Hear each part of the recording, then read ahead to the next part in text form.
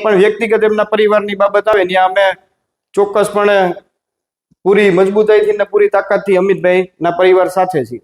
તો રીબડા વાળા કેમ આપણી ઉપર આક્ષેપ કરે કે આપણા કર્યું છે, આમાં હાથ છે, એવું કંઈક?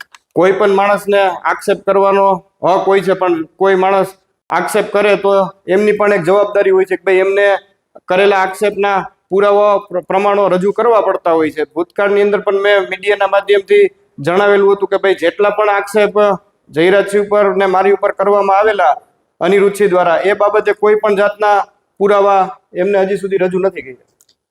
જાટ કેસ બહુ ચાલ્યો છે, એની સત્યતા શું? આમ થોડુંક ડિટેલમાં કહેજો કે શરૂઆત ક્યારથી થઈ, શું હતું, અહીંથી નીકળ્યા ને તમે એના ફાધર આવ્યા ને એક સારો પ્રયાસ હતો કે પુત્ર ને પિતાનો ઝઘડો હતો ને તમે એક્ઝેક્ટ સત્યતા શું હતી બેઝિક?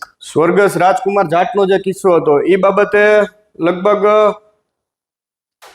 મીડિયાના માધ્યમથી ઘણા બધા તર્ક ને વિતર્કો આવ્યા, પણ એ કેસ બાબતે આજ પણ હું ખુલાસો કરવા માંગુ છું કે ભાઈ એમના રાજકુમાર જાટના પિતા